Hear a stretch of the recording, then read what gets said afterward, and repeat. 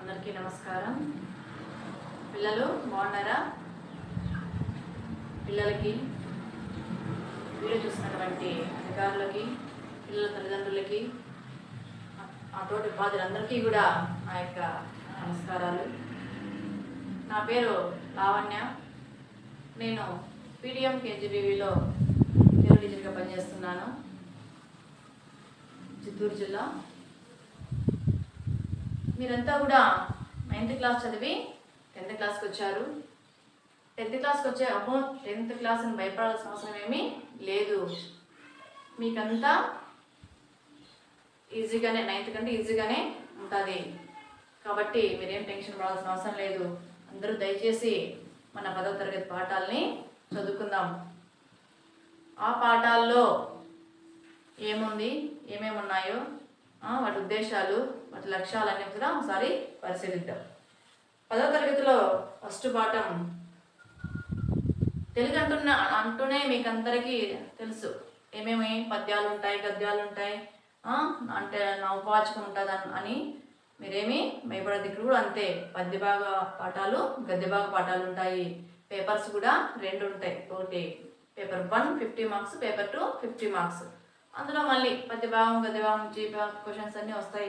అవన్నీ మనం ఒకసారి మళ్ళీ క్లాసులో చెప్పుకుందాం.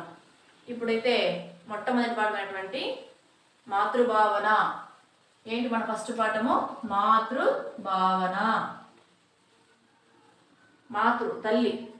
తల్లి యొక్క భావన ఎలా ఉంటుంది చూడండి. ఈ పాఠాన్ని రాసింది ఎవరు అంటే గడియారం వెంకటశేష శాస్త్రి గారు. ఈ పాఠాన్ని రాసింది ఎవరు? గడియారం వెంకటశేష శాస్త్రి గారు. ఈ యొక్క పాఠాన్ని చెప్పుకోబోయే ముందు మనం ఒక చిన్న కథను చెప్పుకుందాం. శ్రద్ధగా వింటారా? వింటారు, మా పిల్లలు శ్రద్ధగా వింటారు కదా. Very good. ఒకరోజు బీజాపురం పట్టణంలో ఒక బాలుడు ఒక వీధి గుండా వెళ్తూ ఉంటాడు. ఇక్కడ బీజాపురం పట్టణంలో ఒక బాలుడు ఆ వీధి గుండా అలా వెళ్తూ ఉంటాడు. కొంతమంది వ్యక్తులు అక్కడ ఏం చేస్తుంటారంటే ఒక కషాయి కషాయ దుకాణం అంటే తెలుసు కదా, మాంసాన్ని అమ్మేవాళ్ళు దుకాణం. ఆ దుకాణంలో కొంతమంది వ్యక్తులు కూర్చొని మాట్లాడుకుంటుంటారు. ఆ వీధి గుండా వెళ్తూ ఉంటాడు ఒక బాలుడు. ఒక ఆవును మాంసాన్ని కోసి అమ్ముకునే దాని గురించి వాళ్ళు మాట్లాడుతుంటారు. ఆ దృశ్యాన్ని ఈ యొక్క బాలుడు చూస్తాడు. చూసిన తర్వాత వాళ్ళని బాగా కోపించుకుంటాడు. మీకు జాలి లేదా, మీకు దయ లేదా, మీకు ధర్మం లేదా, కరుణ లేదా అన్నట్టు వాళ్ళని బాగా వాదిస్తే ఆ విషయం అక్కడి నుంచి ఆ కత్తిని అక్కడ పడేసి ఆ ఆవును వదిలేసి వెళ్ళిపోతారు. ఆ విషయాన్ని ఆడబడి రాజు తెలుస్తుంది. రాజు తెలిసినప్పుడు రాజు అతని ఆజ్ఞను మన్నించి అతను ఒక శాసనం వేస్తాడు. ఏమిరా అంటే, ఈ రాజ్యంలో అంటే ఆవుల్ని లేదా గోవుల్ని మాంసాన్ని అమ్మకూడదని, ఆ బజారుల్లో అలా దుకాణాలు కషాయ అంగళ్ళు పెట్టుకోకూడదని అలా శాసనం వేస్తాడు. చూడండి, ఆ యొక్క బాలుడే, అలా ఎదిరించిన ఆ బాలుడే మన మాతృభావన పాఠంలో కథానాయకుడు. ఆయనే ఛత్రపతి శివాజీ. ఎవరైనా? ఛత్రపతి శివాజీ. చూడండి, మన బిడ్డను ఎవరైనా కొడితే మనం వాళ్ళపై యుద్ధానికి వెళ్తాం. ఆ మూగ జవాని వాళ్ళు అలా చేస్తున్నారు. అలా చేస్తుంటే అతను ఏం చేయలేదు, భరించలేకపోయాడు. అందుకే ఆ విషయాన్ని రాజు దగ్గర పోయి అక్కడ శాసనాన్ని వేయించి తను ఏం చేశాడు, ఆ యొక్క మాంసాన్ని అక్కడ ఇంకా అమ్ముకోకుండా జడ్జి చేసేసాడు. అంటే దేనికి ధైర్యము, శక్తి ఉండాలి. అందుకే అతను ధీరోదాత్త అన్నారు. ఏమన్నారు అతన్ని? ధీరోదాత్త చక్రవర్తి ఛత్రపతి శివాజీ. నెక్స్ట్ ఇప్పుడు మనము ఫస్ట్ పాఠం ఏంటి? మాతృభావన కదా. మాతృభావన పాఠంలో మొట్టమొదటిసారిగా అక్కడ ఏముంది మనకు? చదవండి, ఆలోచించి చెప్పండి. ఏముంది మనకి? గడియారం వెంకటశాస్త్రి శాస్త్రి రచించినటువంటి పాఠం కింద ఏముంది మనకి? చదవండి, ఆలోచించి చెప్పండి. అందులో మనకి ఏముంది? తేటగీతి పద్యం ఉంది. ఒకసారి చూడండి అందరూ. సర్వతీర్థంబుల కంటే సమధికంబు పావనంబైన జనయిత్రి పాదజలము వరతనూజుల అఖిల దేవతల కంటే జనని యొక్కడు సన్నుతాచార నిరత. సర్వతీర్థంబుల కంటే సమధికంబు పావనంబైన జనయిత్రి పాదజలము వరతనూజుల అఖిల దేవతల కంటే జనని యొక్కడు సన్నుతాచార నిరత. అందులో మనకి ఏమున్నాయి కింద ఆలోచించి చెప్పని ప్రశ్నలు ఇచ్చాడు. ఏమిచ్చాడు మనకి? ఆలోచించి చెప్పమని ప్రశ్నల్ని ఇచ్చారు. మొట్టమొదటి ప్రశ్న ఏముందిమ్మా? పావనంబైన జనయిత్రి పాదజలము. ఏముంది? పావనంబైన జనయిత్రి పాదజలము అంటే ఏమిటి? అంటే ఏమిటి? తల్లి కాళ్ళు కడిగిన నీరు చాలా పవిత్రమైనది. పావనం అంటే పవిత్రమైనది. జన తల్లి, జనయిత్రి అంటే జన్మించినటువంటి తల్లి. పాదజలము ఆ పాదాలు కడిగినటువంటి జలము ఎలాంటిదంట? చాలా పవిత్రమైనది. ఎలాంటిది? చాలా పవిత్రమైనది. తల్లి కాళ్ళు కడిగినటువంటి నీరు చాలా పవిత్రమైనది అని చెప్పడం జరిగింది. నెక్స్ట్ రెండో ప్రశ్న ఏముంది? తల్లి పాదజలం దేనికంటే గొప్పదని తెలుసుకున్నారు. ఎందువల్ల? తల్లి పాదజలం దేనికంటే గొప్పదని తెలుసుకున్నారు. చూడండి పైన ఉంది. సర్వతీర్థంబుల కంటే. ఏమి? సర్వతీర్థంబు, సర్వం అన్ని తీర్థముల కంటే, అన్ని తీర్థములలోని నీటి కంటే ఏమి? చాలా గొప్పదైనది. ఏది? తల్లి పాదజలము చాలా గొప్పదని ఇక్కడ తెలుసుకున్నారు. ఎందుకంటే తల్లిని మించిన దైవం ఇంకొకటి లేదు.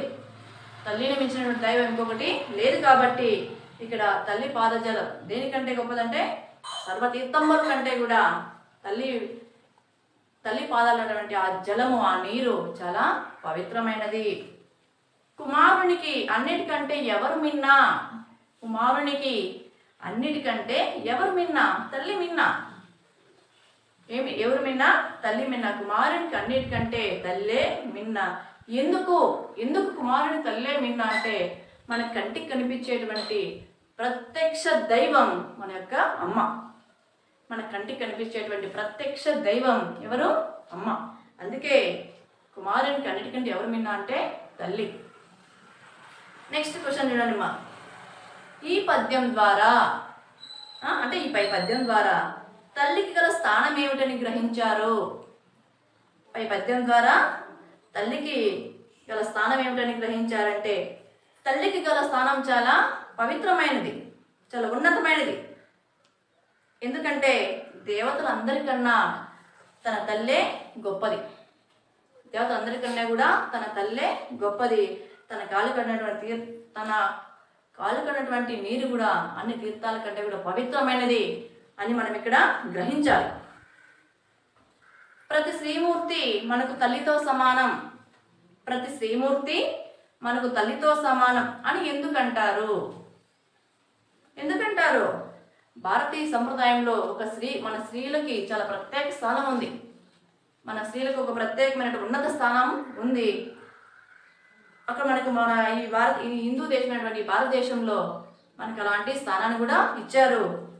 ఇక్కడ స్త్రీలను గౌరవించడం కూడా మన యొక్క సంప్రదాయం. అందుకే మనం వెళ్ళేటప్పుడు బస్సులో కూడా చూస్తుంటారు కదా, స్త్రీలను గౌరవించాలి, వారి కేటాయించిన సీట్లలో వాళ్ళనే కూర్చోబెట్టాలి. కూర్చోమంటే మనకి ఇస్తారు, కానీ మన ఇక్కడ కొత్త ప్లేసుల్లో పాటించరు. సరే ఎనీవే, కానీ స్త్రీలను మనం ఇక్కడ గౌరవించాలి వాళ్ళని. నెక్స్ట్ ఇంకొకటి ఉంది. అని ఎందుకంటారు అంటే ప్రతి స్త్రీ బిడ్డకు జన్మనిచ్చేది తల్లే కనుక. బిడ్డకు జన్మనిచ్చేది ఇలా సృష్టికి మూలం ఎవరు అంటే తల్లి, స్త్రీలు. అందుకే వాళ్ళని ఎలా గౌరవించాలంటే మన తల్లితో సమానంగా వాళ్ళని గౌరవించాలి. నెక్స్ట్ అందరికి అర్థమైందమ్మా? నెక్స్ట్ నేపథ్యం అంటే ఏమి? పాఠానికి ముందు ఏం జరిగిందో చెప్పేదే నేపథ్యం.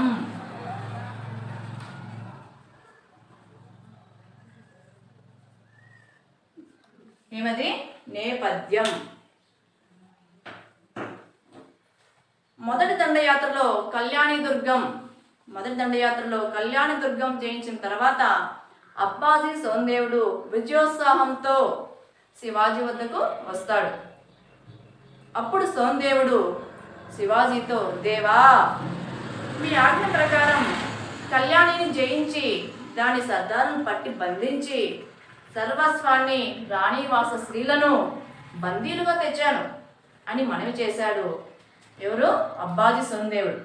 అది విన్నా శివాజీ పరస్త్రీలు తల్లులతో సమానం అని చెప్పి ఆమెకు అగౌరవం కలిగించినందుకు చింతిస్తూ బాధపడుతూ ఇలా చేయడం తగదని హితవు పలికిన సందర్భంలోనిది మన యొక్క మాతృభావన పాఠం. అంటే ఇక్కడ ఏమి నేపథ్యము? కళ్యాణి అనేటువంటి దుర్గాన్ని కళ్యాణి అనేటువంటి ఒక దుర్గాన్ని జయించుకొస్తాడు. ఎవరంటే అప్పాజీ సోందేవుడు. జయించుకొని వస్తుంటే ఉత్సాహం కదా, మేమేం సాధించాము, విజయాన్ని సాధించాము అనే ఉత్సాహంతో శివాజీ దగ్గరకు వచ్చి శివాజీని అప్పాజీ సోందేవుడు రాజా అని పలకడు, దేవా దేవా అని సంబోధిస్తాడు. దేవా, మీ ఆజ్ఞ ప్రకారం, మీ యొక్క మాట ప్రకారం మేము ఏం చేసుకొచ్చాము? కళ్యాణ దుర్గాన్ని జయించుకొచ్చాను. జయించి అక్కడున్నటువంటి సర్వస్వాన్ని, అక్కడ సర్దారుల్ని, రాణివాసులను కూడా నేనేం తెచ్చాను? బందీలుగా తెచ్చాను అని చెప్తాడు. అది అలా చెప్పేసరికి శివాజీకి బాధ వేస్తుంది. ఏంటి? పరస్త్రీలు తల్లులతో సమానం. పర అంటే ఇతర, ఒక రాణివాసులను తీసుకొచ్చాడు కదా, అతను తీసుకొచ్చేసరికి అప్పాజీ సోందేవుడు అది విన్న శివాజీ పరస్త్రీలు తల్లులతో సమానం అని చెప్పి ఆమెకు అగౌరవం కలిగించినందుకు, ఆమెకు అంటే ఎవరికి? ఆ రాణివాస స్త్రీకి అగౌరవం కలిగించిన చింతిస్తూ బాధపడుతూ ఇలా చేయడం తగదు అని పలికిన సందర్భంలోనిదే మన యొక్క ఈ పాఠం ప్రక్రియ వచ్చి, ఈ పాఠం ప్రక్రియ చారిత్రక కావ్య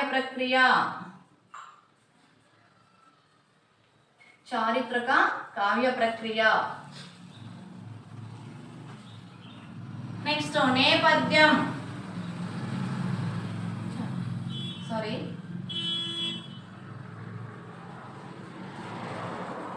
ఇతివృత్తం.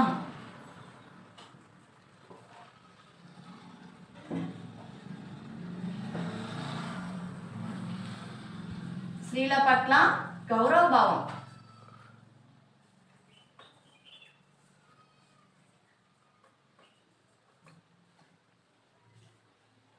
మనకి తెలుగులో ఇంపార్టెంట్ ఏమంటే కవి పరిచయం ఇంపార్టెంటు, నేపథ్యం ఇంపార్టెంటు, నెక్స్ట్ ప్రక్రియ ఇంపార్టెంటు.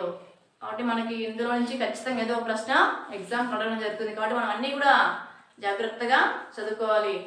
ఇంకోటి ఈ లెసన్ మనకి very very important. First lesson చాలా ఈజీ లెసన్, 10 to 15 మార్క్స్ మనకు అందులో నుంచే వస్తాయి. ఈ పాఠం చారిత్రక కావ్య ప్రక్రియకు చెందింది. ఈ పాఠం అంటే మాతృభావం పాఠం చారిత్రక కావ్య ప్రక్రియకు చెందింది. చరిత్ర ఆధారంగా రచించిన కావ్యం చారిత్రక కావ్యం. చరిత్రక ఆధారంగా రచించిన కావ్యము చారిత్రక కావ్యం. అందుకే ఇది చారిత్రక కావ్య ప్రక్రియకు చెందింది మన యొక్క మాతృభావన పాఠం. ఈ మాతృభావన పాఠం ఈ గడియార వెంకట శాస్త్రి రచించినటువంటి శ్రీ శివభారతము.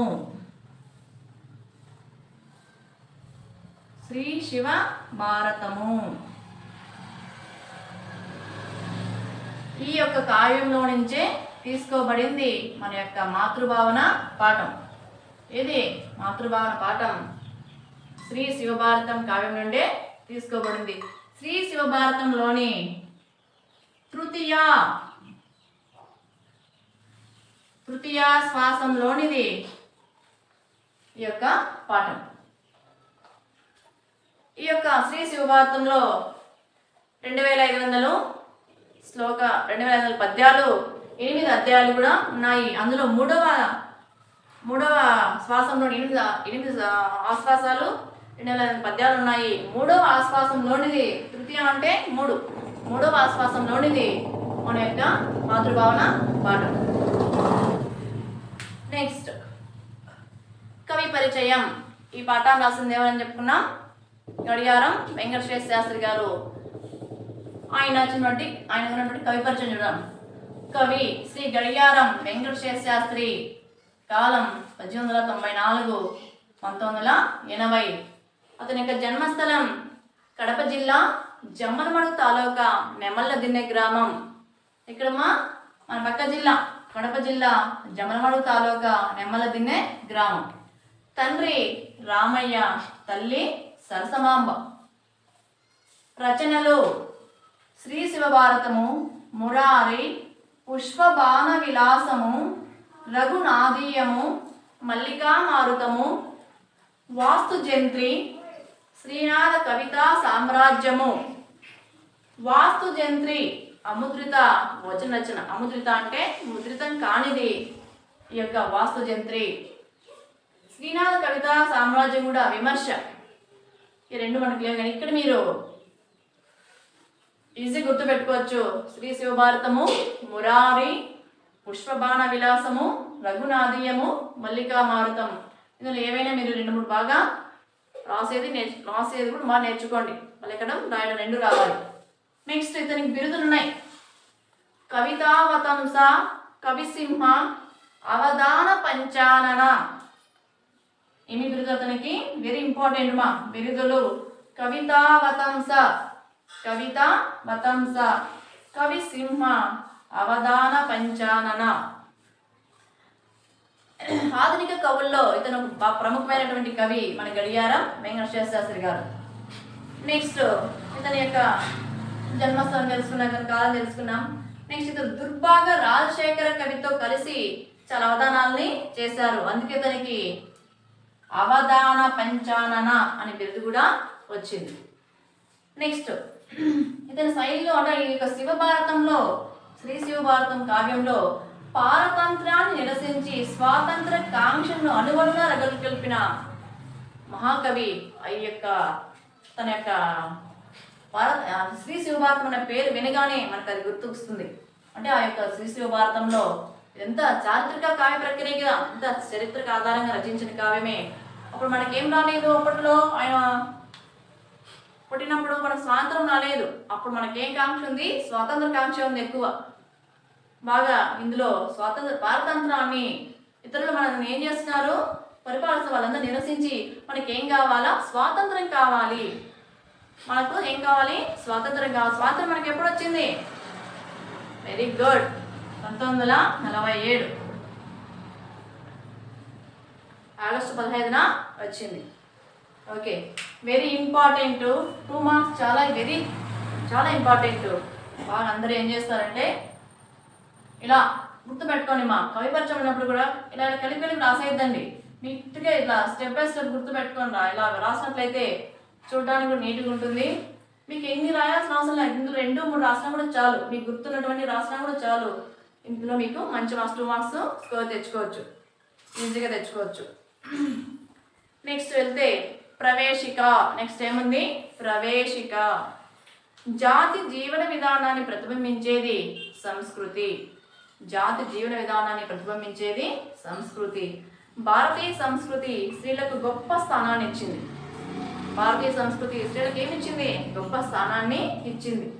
పరస్త్రీలను తల్లులుగా, పరధనాన్ని గట్టి పరకతో సమానంగా భావించమని చెప్పింది. చూడండి, పరస్త్రీలను తల్లులుగా భావించాడు కాబట్టే ఈరోజు ఈ ఛత్రపతి శివాజీ ఈ యొక్క ఛత్రపతి శివాజీ గురించి మనం చాలా నేర్చుకోవాల్సి వస్తుంది.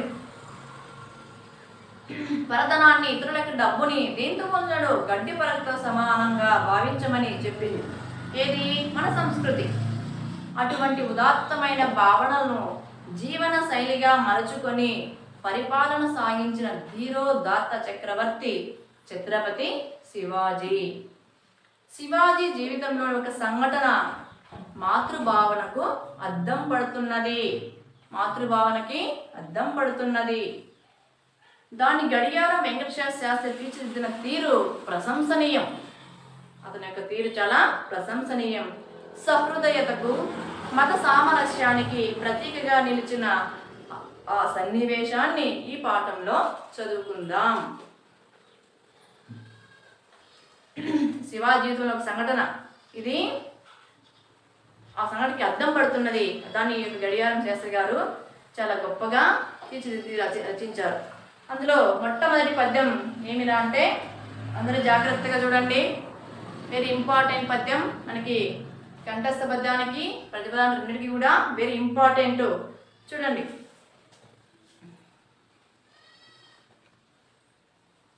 అందరికి కనిపిస్తున్నదా? ఏమి ఒక రాణి వాసమును పుణ్యవాసమున్ తెచ్చినావా, ఏ హైందవుడైనా నీ గతి నమర్యాదన్ ప్రవర్తించునే, మా ఆజ్ఞన్ గమనింపవో జయ మదోన్మాదంబునన్ రేగి నీ ఆయుస్సూత్రములీవ త్రుంచుకొనెదో ఔద్ధత్యమోర్వంజుమీ. సార్ చూడండి మా. ఏమి ఒక రాణి వాసమును పుణ్యవాసమున్ తెచ్చినావా, ఏ హైందవుడైన నీ గతి నమర్యాదన్ ప్రవర్తించునే, మాయాయుస్సూత్రములీవ త్రుంచుకొనిదో ఔద్ధత్యమోర్వంజుమీ. చూడండి. ఏమి మనకు చెప్పాము లెసన్లో వచ్చినప్పుడే ఏం చెప్పాడు, ఇలా పట్టి బందీగా తీసుకొచ్చానని చెప్పి ఆ విషయాన్ని అబ్బాయి దేవుడు చెప్పేసరికి ఆ విషయాన్ని విన్నాడు. చెప్తుంటే ఏమి దేవా అనేసరికి ఏమి అంటాం కదా, ఏమి ఒక రాణి వాసమున్ పుణ్యవాసమున్, ఏమి ఒక రాణి వాసమును పుణ్యవాసము తెచ్చినావా. చూడండి. ప్లస్ ఏమి ఏమి ఆశ్చర్యంగా ఏమిటి, పుణ్య ప్లస్ ఆవాసమున్, పుణ్య ప్లస్ ఆవాసమున్, పుణ్యవాసమున్. ఇక్కడ పుణ్యానికి నిలయమైనటువంటి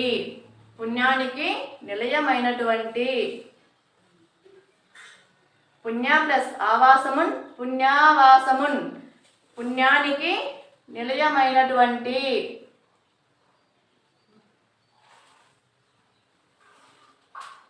పుణ్యమునకు నిలయమైన ఒక రాణి వాసమును. వాసం అంటే నివాసం. రాణివాసం, రాణులు ఎక్కడుంటారు? అంతఃపురములో. రాణి ప్లస్ ఆవాసమున్, రాణివాసమును, అంతఃపుర స్త్రీలను.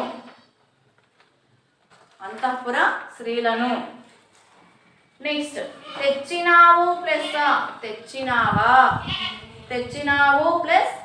తెచ్చినావా అని తీసుకొని వచ్చినావా, క్వశ్చన్ మార్క్ అక్కడ తీసుకొని వచ్చినావా. ఏ హైందవుడు ప్లస్ అయినన్, ఏ హిందువైనా. హైందవుడు అంటే హిందూ దేశస్తుడు, హిందూ దేశంలో నివాసం ఉన్నటువంటి వాడు. ఏ హైందవుడైనా, ఏ హిందువైనా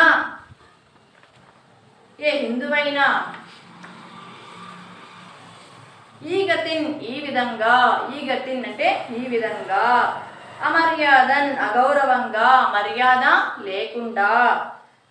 లేకుండా ప్రవర్తించున్ ప్లస్ ప్రవర్తించవచ్చా, నడుచుకోగలడా అలా ప్రశ్నిస్తున్నాడు. మా ప్లస్ ఆజ్ఞన్, మా ఆజ్ఞను, నేను వేసినటువంటి ఆజ్ఞను గ్రహించలేదా, గ్రహింపవు ప్లస్ పాటింపవా, గ్రహించలేదా. జయ అంటే విజయం సాధించడం, జయం అంటే విజయాన్ని సాధించడం వలన. మద గర్వము ప్లస్ ఉన్మాదమునన్, ఉన్మాదం అంటే వెరితనం, మదము అంటే గర్వం. మద గర్వము, ఉన్మాదమునన్ వెర్రితో, చెలరేగి విజృంభించి నీ యొక్క ఆయు ప్లస్ సూత్రములు, ఆయు అంటే జీవితకాలం, సూత్రములు ఆ జీవితకాలం అనేటువంటి దారాలను ఈవు ప్లస్ ఆ ప్లస్ ఈవు ఈవా ఈవు ప్లస్ ఆ అంటే ఈవా నీవే నీ అంతటా నీవే త్రుంచుకునేదు ప్లస్ ఓ ఖండించుకుంటున్నావా పోగొట్టుకుంటావా ఔద్ధత్యము పొగరబోతుతనం ఔద్ధత్యము అంటే పొగరబోతుతనము గర్వము ఓర్వంజుమి ఓర్వన్ ప్లస్ సుమి ఓర్వన్ ప్లస్ సుమి సహింపను సుమా ఏం చేయను నేను సహింపను అని మనకి ఇక్కడ పద్యంలో చెప్పాడు. సార్ బాగా చూడండి. ఏమిటి ఏమిటి పుణ్యానికి నిలయమైన ఒక రాణివాసాన్ని బందీగా తెచ్చావా? ఏ హైందవుడైనా ఈ విధంగా మర్యాద తప్పి ప్రవర్తిస్తాడా? ఎవరైనా మర్యాద తప్పిలా ప్రవర్తిస్తాడా? నా ఆజ్ఞ నీవు గమనించలేదా? విజయ గర్వం మత్తులో చెలరేగి నీ ప్రాణానికి నీవే ఆపద తెచ్చుకుంటావా? నీవు చేసిన ఈ పని నేను సహించను అని అన్నాడు శివాజీ. ఏమన్నాడు? నువ్వు చేసినటువంటి ఈ యొక్క పని నేనేం చేయను, సహించను అన్నాడు శివాజీ. నెక్స్ట్ రెండో పద్యం చూడండి.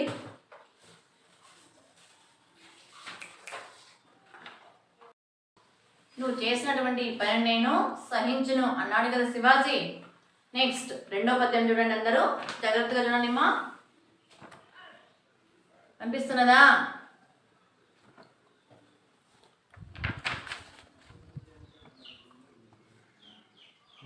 అనుచుంజేవురు మీరు కన్నుంగవతో నా స్పందోస్తంబుతో ఘనహుంకారముతో నట దృక్పుటితో గర్జిల్లు నా బోన్సులేసుని చూడన్ బొయిలోడ గొల్వు శివుడు ఈసున్ వృత్తుకన్ మృంగి బోరన నవ్వారల బంధమూర్చి కొనితేరన్ పంచ సోందేవునిన్. చూడండి. అనుచున్ అనుచున్ అనుచున్ చేవురు మీరు కన్నుంగవతో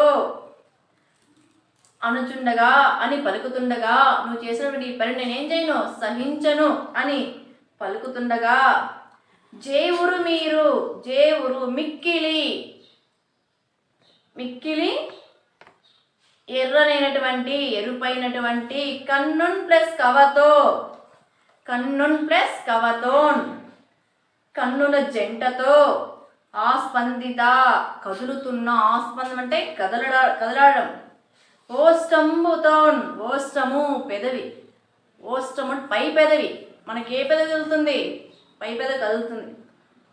ఓష్టంబుతోన్ ఘన గొప్పదైన ఘన అంటే గొప్పదైన హుంకారముతోన్ ఘనమైనటువంటి ఆకృతితో హుంకారంతో నటత్ నాట్యము చేయుచున్న నటత్ అంటే నాట్యము చేయుచున్న దృక్పుటితోన్ కనుబొమ్మల ముడితో దృక్పుటితో అంటే రెండు కన్నుల యొక్క మధ్య దృక్పుటితోన్ కన్నుబొమ్మల ముడితో గర్జిల్లు గర్జించునట్టి గర్జిస్తున్నాడు ఉరుముతున్నాడు.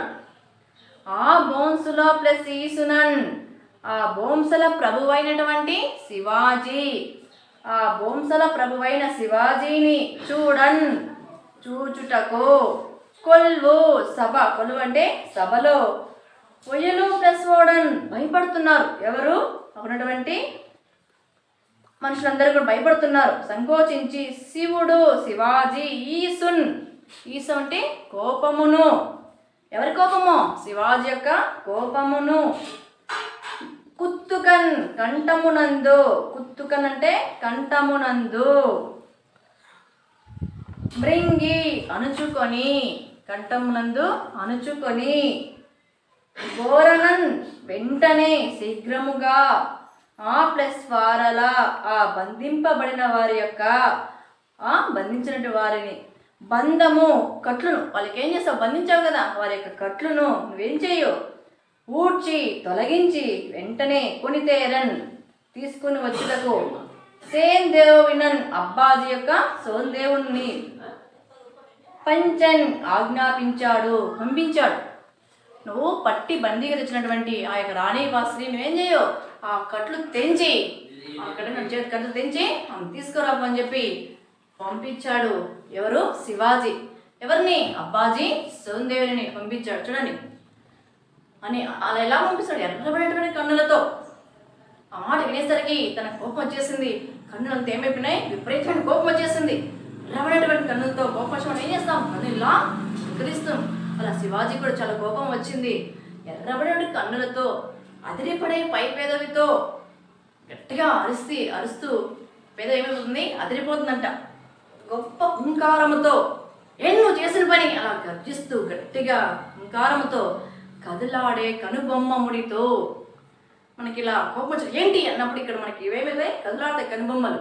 ఆ కనుబొమ్మ గర్జిస్తున్న బోన్సులేసుని అంటే బోన్సులేసు అంటే శివాజీని చూసి సవంత్ ఏమైపోయింది? నిశ్చేష్టమైపోయింది. అలా సైలెంట్ అయిపోయినారు. అలా గర్జించేసరికి శివాజీ తన కోపాన్నంతా దిగమింగి అలా గట్టిగా అరచకూడదని తన కోపాన్ని మళ్ళీ ఏం చేసుకున్నాడు? దిగమింగి వెళ్ళి వారి బంధన తొలగించి ఇక్కడ తీసుకుని రమ్ము, ఇక్కడ నువ్వు తీసుకొని రా అని సోందేవుని పంపించాడు.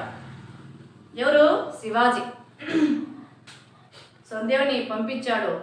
పంపిన తర్వాత తను ఏం చేస్తాడు? ఆమె తీసుకొస్తాడు కదా. నెక్స్ట్ 3వ పద్యం చూడండి అందరూ. త్వరితుండై అతడట్టులే సలిపి దేవా నన్ను మన్నింపు మీ సరదారున్ గొని తెచ్చుచో సర్వసోత్సాహంబు కన్గప్పే దుశ్చారితాలోచన లేదు భవదాజ్ఞ లంఘనోధృత్తి మీ చరణ ద్వంద్వంబు నానయించు వినిపించన్ సుంత శాంతించుచున్ త్వరితుండై వెంటనే అట్టులే సలిపి సరే అలా అదే విధంగానే త్వరితుండు ప్లస్ అయి వెంటనే తొందరపాటు కలవాడే అతడు అంటే ఎవరు ఇక్కడ? అబ్బాజీ సోందేవుడు. సలిపి అంటే అలాగే చేసి దేవా ఓ ప్రభు నన్ను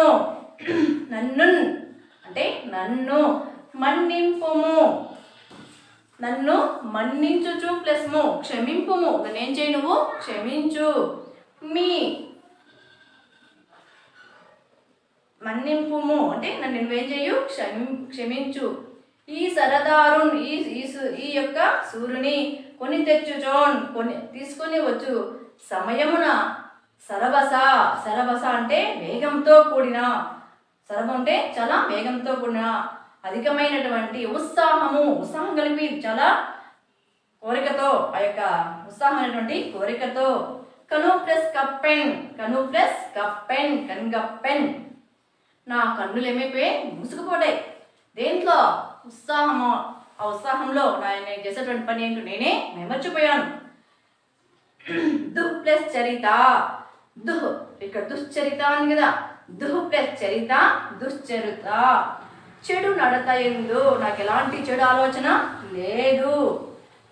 ఆ ఆలోచన అంటే ఆలోచన లేదు, నాకు లేదు. భవత్ నీ యొక్క ఆజ్ఞ, నీ యొక్క మాటని, నీ యొక్క శాసనాన్ని లంఘన అంటే దాటడం. లంఘన అంటే ఏంటి? దాటడం. లంఘన అంటే దాటడం. ఉద్ధృతి చెడు నడత గర్వము. మీ యొక్క చరణ ద్వంద్వము నానా.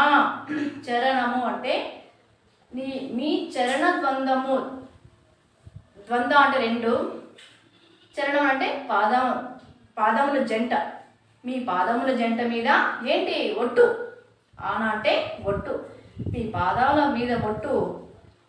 అంజున్ ఏంటి? అంజున్ అని అలా అంటూ వినిపించన్ తెలియజేయగా చెప్పగా శాంతించుచున్ అలా చెప్తుంటే కొంచెం శాంతించు అంటే కొంచెము శాంతించుచున్ శాంతిని ఉంచాడు. కొంచెం ఏమవుతున్నాడు? చల్లబడ్డాడు. ఎవరు? శివాజీ. ఎవరు చెప్పిన మాటలకి? తన యొక్క సోందేవుని చెప్పిన యొక్క మాటలకి కొంచెం ఏమైంది? కోపం తగ్గింది. ఇక్కడ బాగుంది చూడండి ఒకసారి. సోందేవుడు వెంటనే శివాజీ ఆజ్ఞను పాటించి దేవా నన్ను మన్నించండి, ఈ సరదాలను పట్టి తెచ్చే ఉత్సాహం తీవ్రత నా కళ్ళను కప్పేసింది. అంతేగాని ఇందులో ఎటువంటి చెడు ఆలోచన లేదు. మీ ఆజ్ఞని మీరి ప్రవర్తించాలనే ఉద్దేశం కూడా లేదు. మీ పాదాల మీద ఒట్టు అని మనవి చేయగా శివాజీ కొంత శాంతిస్తూ నెక్స్ట్ పద్యంలో వస్తుంది రానిమా.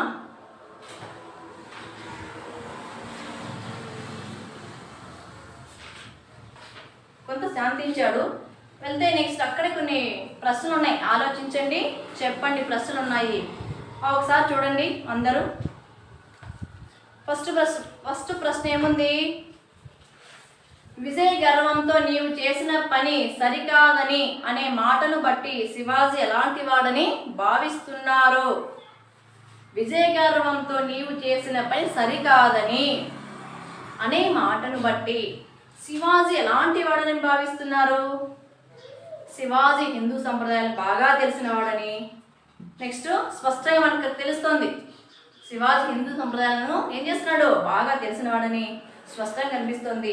నెక్స్ట్ ఇంకోటి ముఖ్యమైనది, స్త్రీలను గౌరవించేవాడని, స్త్రీలకు ఎటువంటి ఏమొచ్చినా ఆపద కలిగినా అతను ఏం చేసేవాడు కాదు, సహించేవాడు కాదని మనకు శివాజీ మాటల ద్వారా తెలుస్తుంది. నెక్స్ట్ స్త్రీల పట్ల మర్యాదగా ప్రవర్తించడం అంటే ఏమిటి? స్త్రీల పట్ల మర్యాదగా ప్రవర్తించడం అంటే ఏమిటి? ఏం చూడండి చెప్తాం. స్త్రీలలో ఏం చూడకూడదు? చులకనగా చూడకూడదు, హేళన చేయకూడదు, వాళ్ళని గేలి చేయకూడదు. నెక్స్ట్ స్త్రీలను తల్లిగా, ఒక చెల్లిగా, ఒక అక్కగా, నెక్స్ట్ ఒక వదినగా, ఒక అమ్మమ్మగా భావించాలి. అన్ని రూపాలు మనమే కదా, స్టెప్ బై స్టెప్ అన్ని రూపాలు మనమే. అందుకే స్త్రీల పట్ల ఎలా ఉండాలి, మర్యాద ప్రవర్తించడం అంటే ఆ విధంగా మనం ఏం చేసుకోవాలని, ఒకళ్ళు చులకనగా చూడకూడదు, ఏం చేయకూడదు, హేళన చేయకూడదు. స్త్రీలు ఒక తల్లిగా, చెల్లిగా, అక్కగా, వదినగా, అమ్మమ్మగా అన్నిగా మనం భావించాలి. వారితో అమర్యాదగా కూడా ఎప్పుడు ఏం చేయకూడదు, ప్రవర్తించకూడదు. అలా మనకి ఇక్కడ అర్థమవుతోంది. శివాజీ కోపానికి కారణమేమిటి? శివాజీ కోపానికి కారణమేమిటి?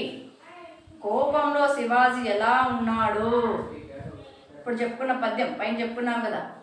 శివాజీ కోపానికి కారణం ఏమిటంటే, శివాజీ కోపానికి సోమదేవుడు చేసినటువంటి పొరపాటు. సోమదేవుడు ఏం చేశాడు? దుర్గాన్ని చేయించుకొస్తూ ఆ రాణివాస స్త్రీలను బందీగా తేవడమే తన కోపానికి కారణం. ఆ రాణివాస తీసుకొచ్చిన తర్వాత అతని కోపం కారణమైంది. అతని కోపంలో శివాజీ ఎలా ఉన్నాడు? కోపంలో ఎవరైనా ఎలా ఉంటారు? ఎర్రబడే కన్నులు, నెక్స్ట్ అదిరిపడే పెదవి, గట్టిగా అరచడం, గట్టిగా అహంకారంతో గర్జిస్తున్నాడు. నెట్టు కనుబొమ్మలు కదలాడుతున్నాయి.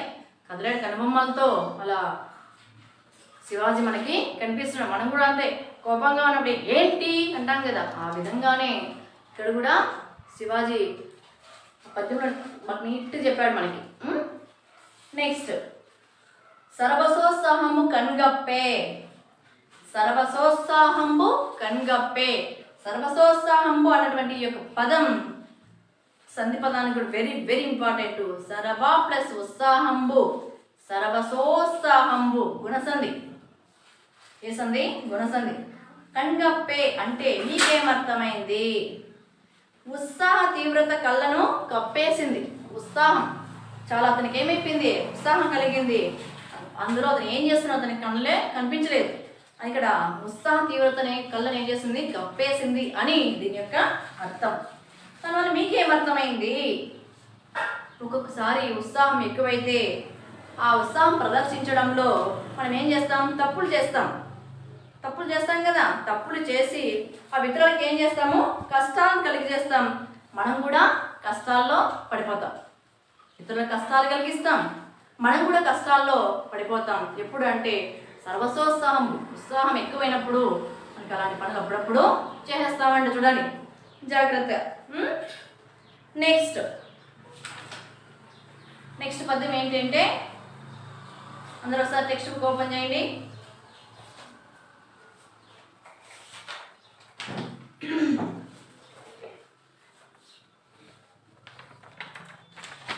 అందరికి పద్యం కనిపిస్తుందా?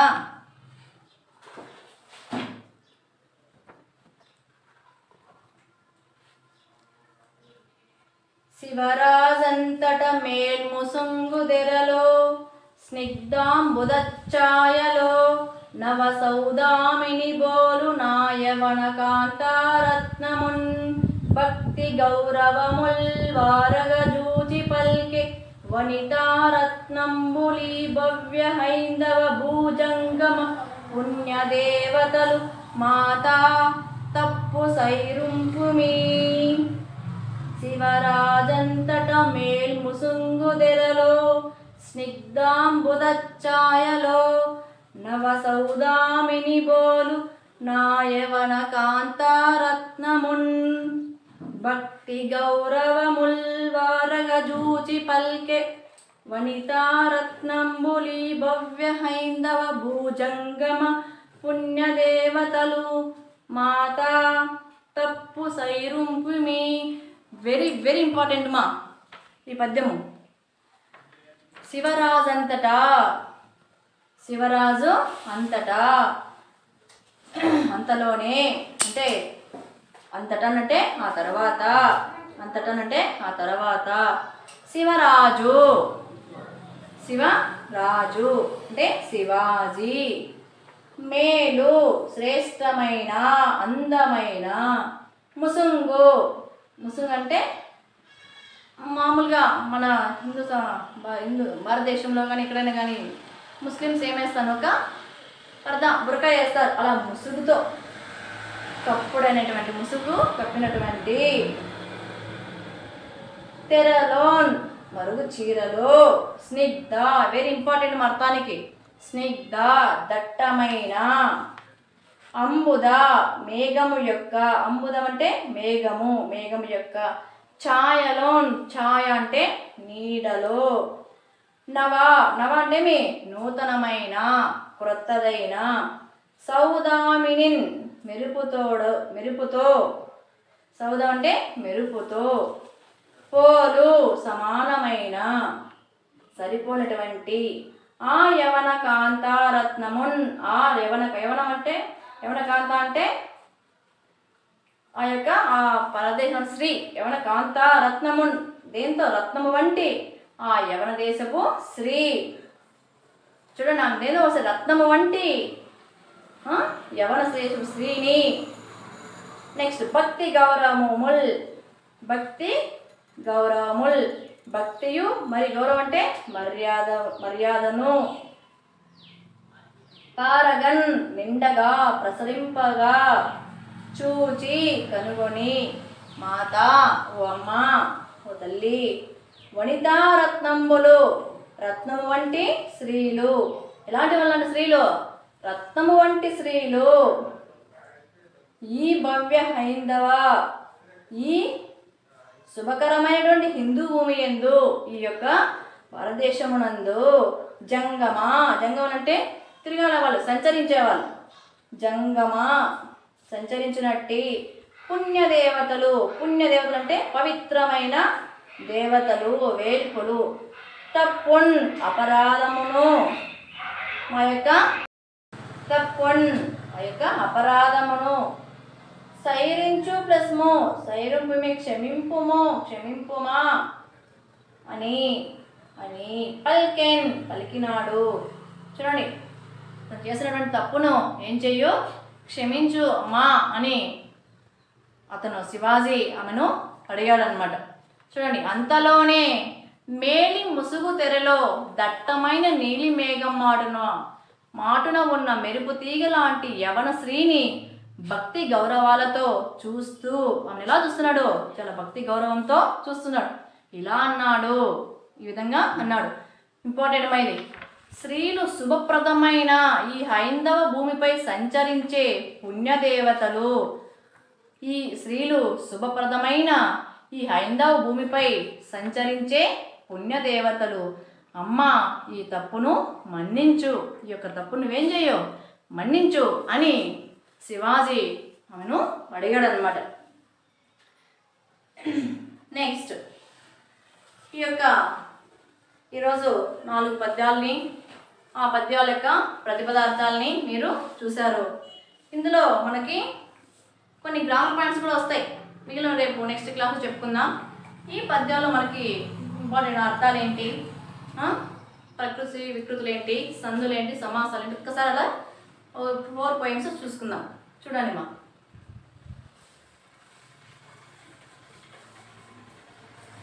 ఫస్ట్ పద్యం చూస్తున్నాం కదా. ఏమి పద్యము. ఏమి పద్యంలో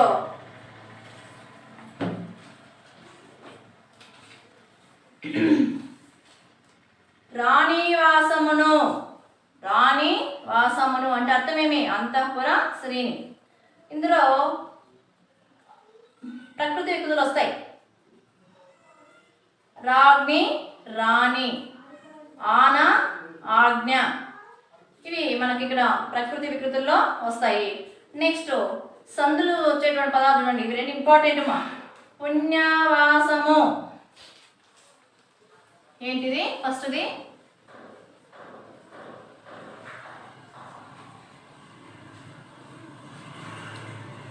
పుణ్యవాసము. ఈ పదాన్ని విడగొడితే పుణ్య ప్లస్ ఆవాసము. పుణ్య అన్నప్పుడు ఏ సౌండ్ వస్తుంది, ఆ సౌండ్ వస్తుంది, ప్లస్ ఆకు ఆనేపరమైంది కాబట్టి ఇది ఏ సంధి అంటే సవర్ణ దీర్ఘ సంధి. సవర్ణ దీర్ఘ సంధి. పుణ్య ప్లస్ ఆవాసము, పుణ్యావాసము. పుణ్య పలకడం రాయాలి, ప్రొనౌన్సియేషన్ బాగా వస్తే సందులు చాలా ఈజీ. ఓకేనా. పుణ్య ప్లస్ ఆవాసము, పుణ్యావాసము, సవర్ణ దీర్ఘ సంధి, వెరీ ఇంపార్టెంట్. నెక్స్ట్ ఇంకొక పదం ఉంది ఇందులో, వెరీ ఇంపార్టెంట్, మదోన్మాదంబు.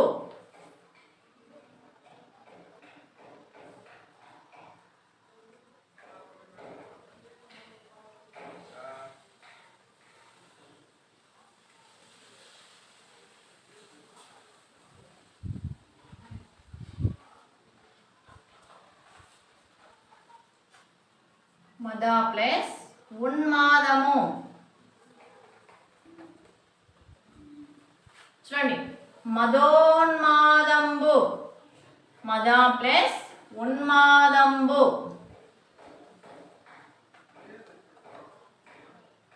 మద దాని ఏముంది, ఆ ఉంది, ఆ ప్లస్ ఊ.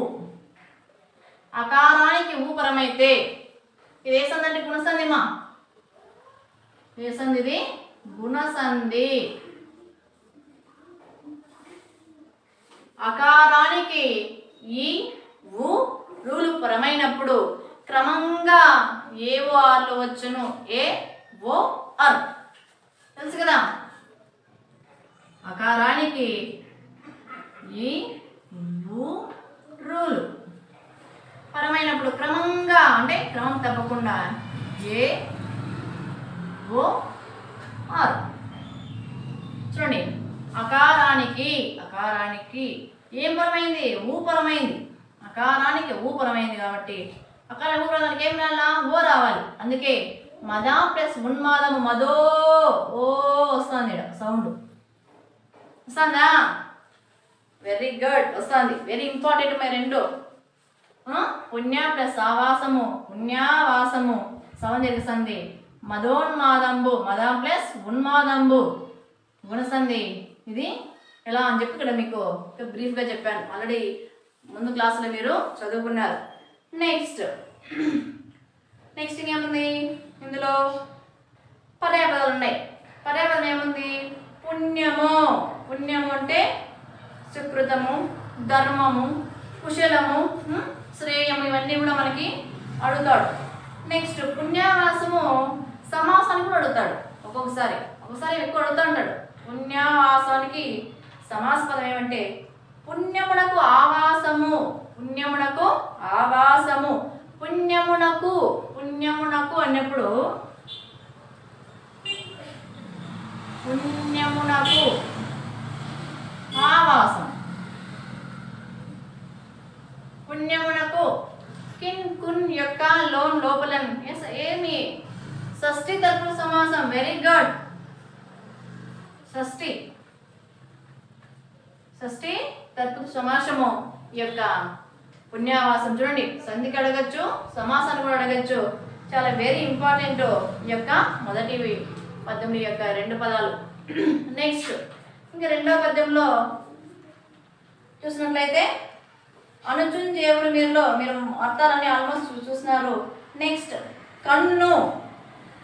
రెండవ పద్యంలో కన్ను. అందరూ రాసుకున్నారా? జాగ్రత్తగా నోట్స్ రాసుకోండి, మీకు నోట్స్ కూడా మార్కులు ఉంటాయి.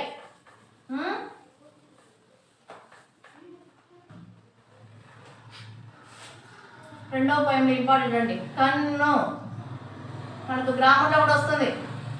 కన్ను పదే పదం అక్షి. నెక్స్ట్ ఇంకేం చెప్పండి? నేత్రము,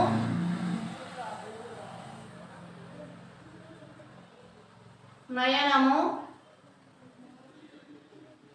ఇంకేమున్నాయి? చక్షువు. Very good. చక్షువు. ఇవన్నీ కూడా అడుగుతాడు. ఏది పర్యాయపదం.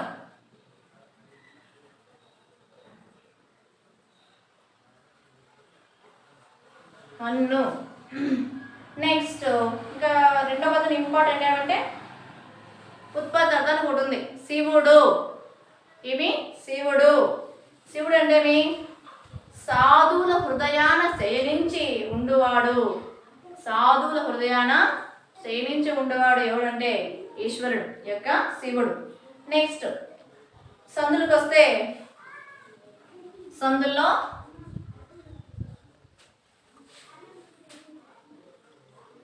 ఏమైంది? అవ్వారల. ఏముంది ఇక్కడ? అవ్వారల.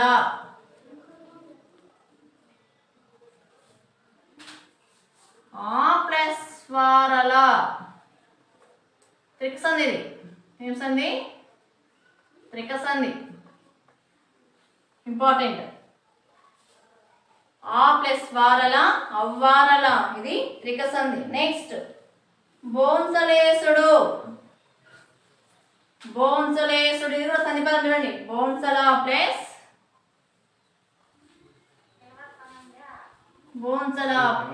బోన్సల ప్లస్ ఏముంది ఇక్కడ? ఈసుడు.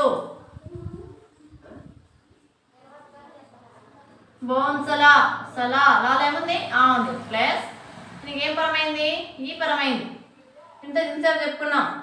అకారానికి ఈ ఊరు పరమైన క్రమంగా ఏమొస్తాయి? ఏ వాళ్ళు వస్తాయి? ఇది కూడా గుణసంధి. ఏ సంధి? గుణసంధి.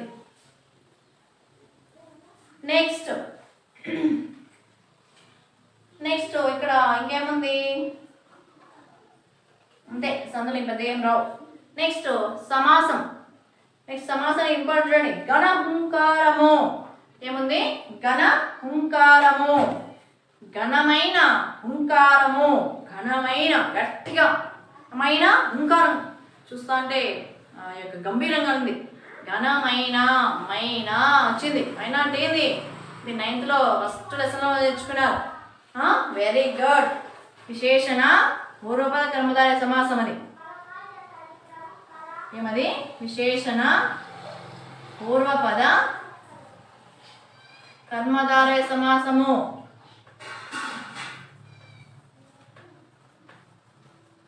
విశేషణ పూర్వపద కర్మధారయ సమాసం. వెరీ నెక్స్ట్ మనకి ఈ యొక్క అనుచున్ పద్యం, అనుచున్ జేవులు వీరి పద్యం ఏ ఛందస్సులో ఉంది?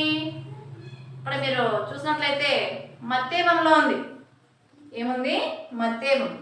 ఈ యొక్క గణ విభజన కూడా వెరీ వెరీ ఇంపార్టెంట్. ఇది అనుచున్ పద్యం. దీనికి గణ విభజన కూడా ఒకసారి చూద్దాం. మళ్ళీ నెక్స్ట్ క్లాసుల్లో అనుచున్ పద్యం గణ విభజన కూడా చేద్దాం. నెక్స్ట్ ఇంకేముంది? శివరాజ్ అంటే పద్యం చూడండి. ఇది కూడా చూడండి, లంఘనోద్ధృతి, లంఘన ప్లస్ ఉద్ధృతి, ఇది కూడా లంఘనోద్ధృతి గుణసంధి. నెక్స్ట్ శివరాజన్ పద్యం చూడండి. శివరాజన్ పద్యంలో very important Snigdha. Snigdha important అర్థమమ్మ, ఏమది వెరీ వెరీ ఇంపార్టెంట్.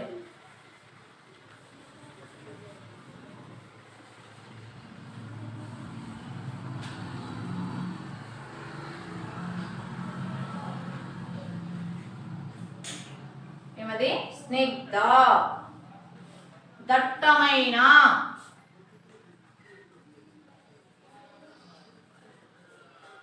స్నిగ్ధ అంటే దట్టమైన, వెరీ వెరీ ఇంపార్టెంట్. వనితా రత్నంబులు, రత్నము వంటి స్త్రీలు. వనితా రత్నములు, వనిత అంటే స్త్రీ, రత్నం అంటే రత్నముల వంటి స్త్రీలు. ఈ భవ్య హైందవ, ఈ శుభప్రదమైన హిందూ దేశం యందు. నెక్స్ట్ నానార్థాలు పర్యాపదం ఇంపార్టెంట్ ఇందులో. అంబుదము, పర్యాపదాల్లో అంబుదము.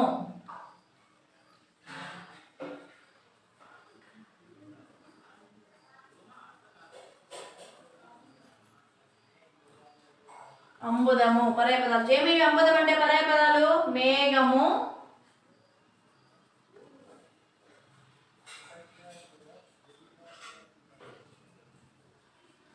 పయోదరము, ఇంకేమున్నాయి? మేఘము, పయోదరము, నెక్స్ట్ జలదము, మబ్బు అన్నీ వస్తాయి. నెక్స్ట్ సౌదామిని, ఏముంది నెక్స్ట్? సౌదామిని, మెరుపు, తటిత్తు, విద్యుల్లత అని కూడా వస్తాయి. నెక్స్ట్ ఉత్పత్తి అర్థాలు కూడా ఇంపార్టెంట్. మా అంబుదం, ఈ యొక్క అంబుదము ఉత్పత్తి అర్థాలు ఏముంటాయి మనకు సముద్రంలో? సముద్రం అంటున్నా, అంబుదం అంటే మేఘం. మేఘం సముద్రం నుంచి ఏం తీసుకుపోతుంది? నీటిని తీసుకోవచ్చు. నీటిని ధరించున్నది. ఒకవేళ ఇదే నానార్థానికి అడిగితే,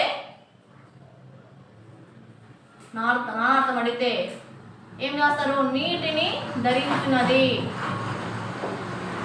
నీటిని ధరించున్నది. ఏమి?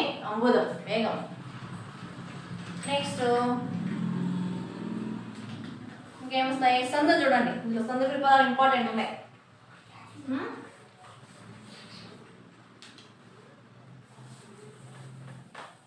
సంధి పదాలు ఇంపార్టెంట్. అది స్నిగ్ధాంబుద,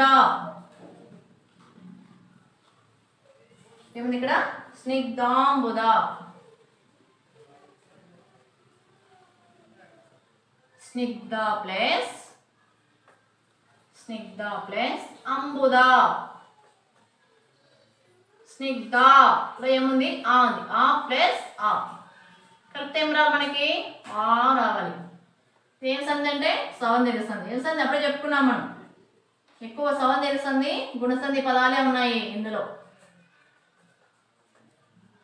ఎలా అంటే ఆ, ఈ, ఊ, రూలకి.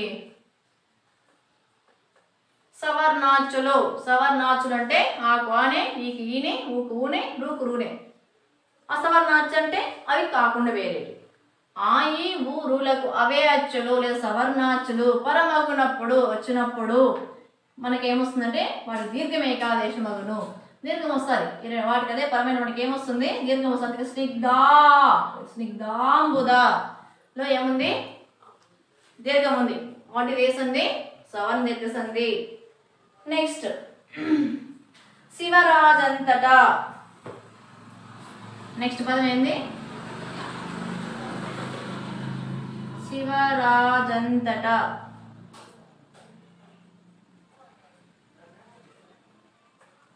శివరాజంతట నేను అడుగుతాను, చూద్దాం ఎవరైనా.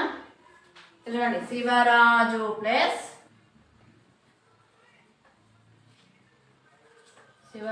ప్లస్ అంతటా. శివరాజు అన్నప్పుడు ఏ సౌండ్ వస్తుంది? ఊ సౌండ్ వస్తుంది. ఏం సౌండ్ ఉంది? ఊ ప్లస్ ఆ.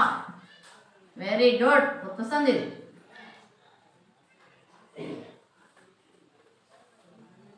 పుత్తన ఖర్చు బ్రహ్మప్పుడు సంధ్యలు. శివరాజు ప్లస్ సందడ. సంధి పదాన్ని చూసి భయపడాల్సిన అవసరం లేదు అని విడిచేది తెలిస్తే చాలు. ఏ సంధి అయినా మనకి ఈజీ. ఓకేనా? శివరాజు ప్లస్ అంతటా. శివరాజు అంతటా. నెక్స్ట్ సమాసంలో వెరీ ఇంపార్టెంట్ ఇది వనితారత్నము. ఏమిది? వనితారత్నము. రత్నము వంటి వనిత. రత్నము వంటి వనిత. రత్నము వంటి. రత్నం వంటి వనిత. వంటి కావండి ఇక్కడ ఉపమాన ఉత్తరపద క్రమధార సమాసం యొక్క వనితారత్నం. ఈ తర్వాత చూద్దాము.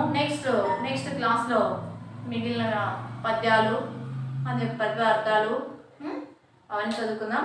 ఇంకోటి ఏంటంటే ఇందులో మనకి ఇప్పుడు మనం చెప్పుకున్న దాంట్లో 3 పద్యాలు కంఠస్థ పద్యాలు కానివ్వండి, నెక్స్ట్ ప్రతిపార్థాలు కానీ వెరీ వెరీ ఇంపార్టెంట్. పద్యం రాసేటప్పుడు కూడా గుర్తుపెట్టుకోండి, మనం ఖచ్చితంగా ఏం చేయాలంటే పద్యం అని రాసిన తర్వాత 4 లైన్సే రావాలి. అవి వచ్చేటప్పుడు రెండవ అక్షరాన్ని మనం ఏమంటాము అంటే ప్రతి లైన్ రెండవ అక్షరాన్ని ప్రాస అంటాం. ఏమంటాము? ప్రాస అంటాము. ఇక్కడ ప్రాస ఏమి అంటే వ. ఇక్కడ ప్రాస ఏమి వ. అలా కంఠస్థ పద్యం రాసేటప్పుడు పిల్లలు మీరు జాగ్రత్తగా ఇలా 4 లైన్లు రావాలి. రెండవ అక్షరం కరెక్ట్గా ఒకదాని కింద ఒకటి చూడండి. వీలైతే కింద ప్రాస రాసి రాయండి. మ్యాక్సిమం మనకి ఇక్కడ ఈ రెండవ అక్షరం మనకు రాలేదంటే అప్పుడు మిస్ అయినట్టు తెలిసిపోతుంది. Easy way. అలా జాగ్రత్తగా రాయండి. పద్యము ఒకే దగ్గర ఉండాలి. మీరు ఆన్సర్ రాసేటప్పుడు కూడా పద్యము దగ్గర ఆన్సర్ దగ్గర రాస్తే మార్క్స్ ఇవ్వవు, అవి వాల్యుయేషన్ చేయబడవు. సరేనా? జాగ్రత్తగా పద్యం 4 లైన్స్ ఉండాలి, భావం ఇక్కడే ఉండాలి. ఇలా మీరు ఈ యొక్క నిబంధనలన్నీ పాటించి రాస్తారని కోరుకుంటున్నా. వీలైన ప్రాక్టీస్ చేయండి, అవి వస్తాయి. నెక్స్ట్ మీరు ఈరోజు ఇంటి పని ఏమంటే ఈ పాఠాన్ని రాసినటువంటి కవి గురించి 2 మాటలు చెప్పాలి, రాయాలి. నెక్స్ట్ ఇందులో 2 పద్యాలు వెరీ ఇంపార్టెంట్ పద్యాలు. శివరాజు పద్యం, అనుచుని పద్యం మీరు కంఠస్థం చేయండి. ఆగేవి పద్యానికి ప్రతిపార్థం రాయండి. సరేనా? అర్థమైందనుకుంటా. నా యొక్క క్లాసును జాగ్రత్తగా విన్నందుకు మీ అందరికీ కూడా ధన్యవాదములు.